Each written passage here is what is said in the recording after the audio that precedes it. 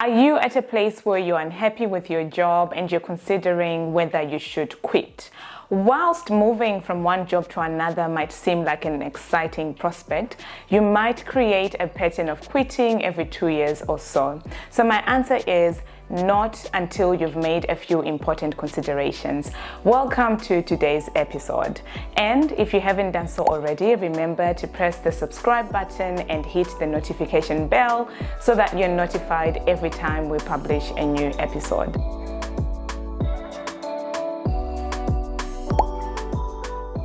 Six years ago, I was so burnt out in my current corporate job, so much so that I quit without a plan.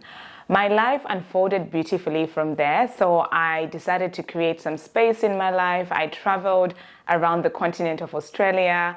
I learned so many important life lessons that I would never have learned if I was in a full-time demanding job.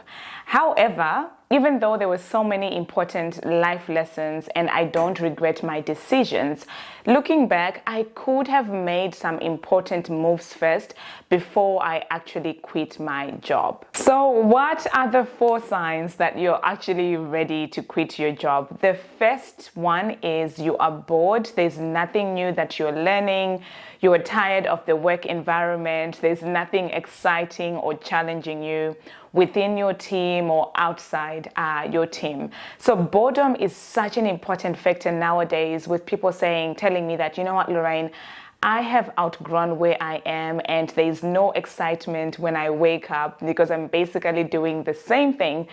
It goes with a saying as well when it says if you're the cleverest person in your friend group or social circle, then it's time to find a new circle. Same applies when it comes to your job. The second sign that you're ready to quit is you find yourself dreading to wake up in the morning. Like, your alarm rings and you're like, oh no, not again. I don't want to wake up and go to work.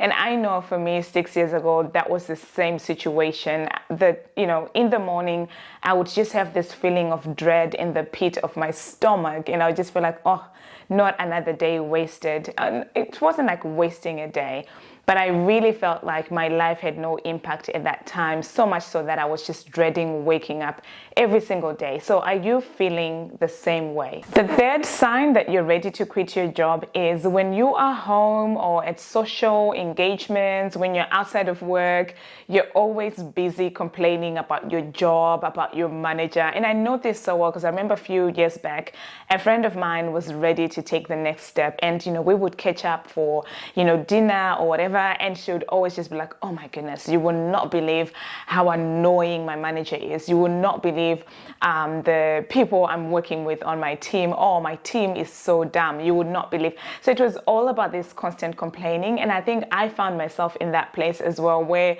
I was complaining about my job to anyone who can listen. So I want you to just stop and look at the conversations you're having. Are you actually just constantly complaining about your job? Are you constantly complaining about your team, your manager, without being able to control yourself? And then the fourth sign that it's time for you to quit is you have a strong feeling in your gut that it's time for you to move on. I remember this vividly for myself 6 years ago. I remember just having this strong inkling, and I think for me that's where my faith comes into play as well, because I really am sensitive to what God, the Holy Spirit, whatever you would call it, as saying to me in that season of my life. And I remember one day I was walking, I was at work, and I was walking in the passageway, and it literally used to take me 1.5 hours to walk from my office, go to the other end of the building and come back because there'll be so many interruptions in the middle. But I remember just thinking to myself, oh my goodness, what do I do when my best is no longer enough? I was feeling frustrated as if I had actually reached the end of my tether. So I was like, I think it's time for me to quit. And what I did is I went for a long drive because I get so many downloads when I'm out on long drives. And I remember just sitting by myself in this amazing, beautiful reserve here in my town, Adelaide. And I remember just having this strong gut feeling, this strong leadership saying, all right, it's time to quit your job. It's time to leave this city for now. It's time to move on to the next thing. So for you, tell me, how does that look like? And I'd really love to hear from you in the comments below. Are you having a strong gut feeling and strong instinct just telling you that, you know what?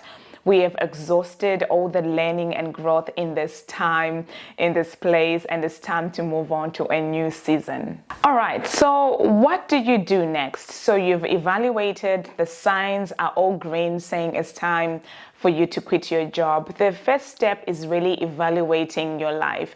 If you don't do this, you will do what I always, because I talk about this a lot, I call it moving from one job you hate to the next job you hate, simply because you're not stopping to do the work to actually get to know yourself. So this is such an important time to just stop and envision, take a big look at your life and really see what it is you want in life.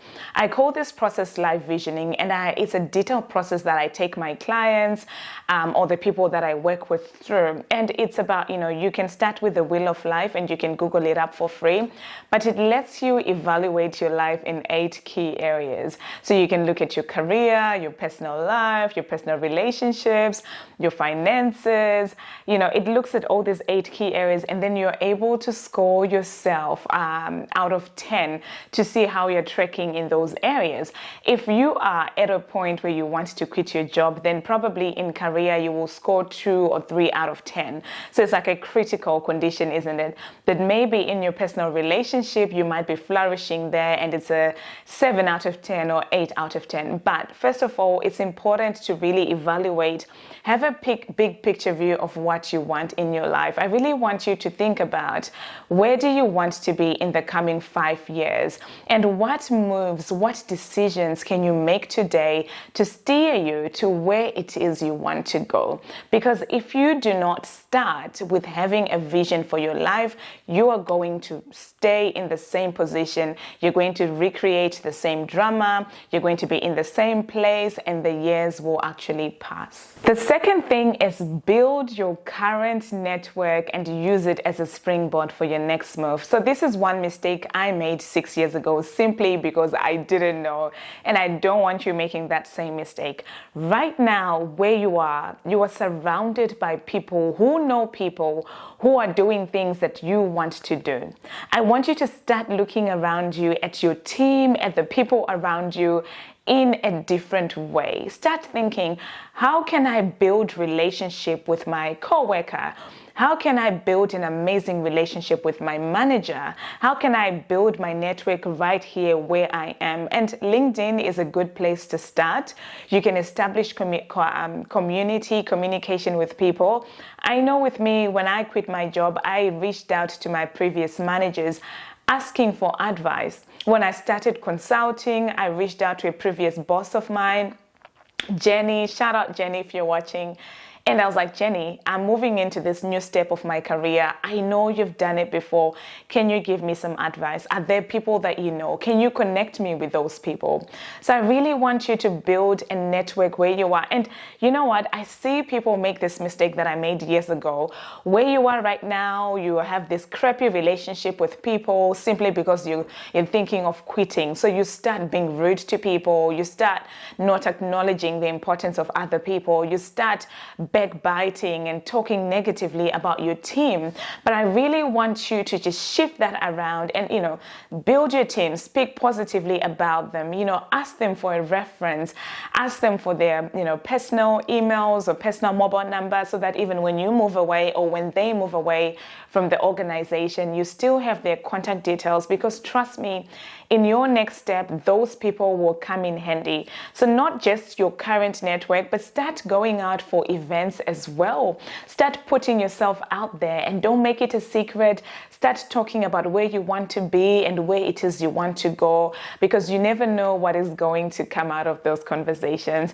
I would even go as far as suggesting for you to have a Google Doc where you keep all those names, their contact details, name of the company, their position, and after you leave that job, every 3 to 6 months, just reach out and say hello. Number 3, instead of jumping straight onto the next job, consider taking a mini career break.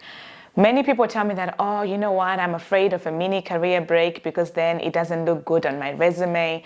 It doesn't look good on LinkedIn if someone is looking up on LinkedIn. But listen, this is your life at the end of the day, and the organization or company that values you, they will not even care about such things, because progressive companies nowadays, they love the concept of work-life balance. They love the concept of having a break and actually taking the time to rejuvenate yourself. And at the same time, I'm not in your financial shoes. So I know for me, I wasn't directly financially responsible for anyone apart from my mom, didn't have kids, still don't have kids now, not married. So I had the freedom to make all these decisions and actually take a big break from my career. And on top of that, being in the nursing industry, there's a lot of flexibility. I could work from anywhere in the world anywhere in Australia that I wanted to. And that meant that I worked when I wanted or needed to work, and it worked out well for me. So for you, if you are in that position where you can afford 4 weeks, 8 weeks off to just switch off, create space, not do anything, this might be the best and most important decision that you make, because then you get time to create space before you make the next move. And then lastly, when you do make your next move, make sure that you do not make a lateral move. If you listen to me speak, I always repeat this because it is a story that I hear over and over again, and I want to start hearing that story less. People tell me that, you know what, I quit my job. I thought the grass was greener at that next company. I went to that company 3 months down the line. It's the same thing. I have the same challenges. I'm in the same position. I'm earning the same money. No way. If you're going to earn the same money, then don't move, don't quit until you find a better opportunity than that. Or maybe stay on your career break. If you're going to stay in the same role, then there's no need to move. There's no need to make that move. If you're going to move on to the next position, it needs to be higher. There needs to be bigger challenges there. It needs to be connected to your sense of purpose. You want to know that you're making an impact in that organization. You want that organization to value unity, to value empathy, to be able to listen to new ideas without feeling threatened by it. You want a team that values growth. You want a team that values you as an individual. It has to move you upwards in your life. If you're just going to move from A to B across like this, then my advice is don't make that move. You're wasting your time, you're wasting your energy, you're gonna be frustrated. And I know this sounds like the hard truth, but I hear the story over and over again. I know where the story is heading. If someone tells me that, oh, you know what, I applied for that role. When I got for that interview, they offered me a lower role and told me that that higher role I applied for had been taken by somebody else, and they've promised to move me up within 3 months. Usually it doesn't happen. Once you're in, and you'll probably be there for another 2 years, recreating the same situation that you did. So I want you to make sure that you're not making a lateral move. You have to move up. You have to do your homework thoroughly. That's why moving to a different career or job is not a fast move like this. And I think that's why for me, I really took my time, because it's not a quick move. A lot of research goes into it. As you do this, you will make a well-informed move. Listen, have you subscribed by now? If you haven't done so, make sure you click the subscribe button and hit the notification bell so that you're notified each time we publish new episodes, which is Monday, Wednesday, Friday. And with that, I'm curious, do you think being happy with your work matters, or should people just suck it up and get on with life? Let me know in the comments below. I really value your feedback, because to me, this is just sister having a conversation with another sister and iron sharpening iron. So I would love to hear from you. My name is Lorraine Dzeka. I'll see you on the next episode.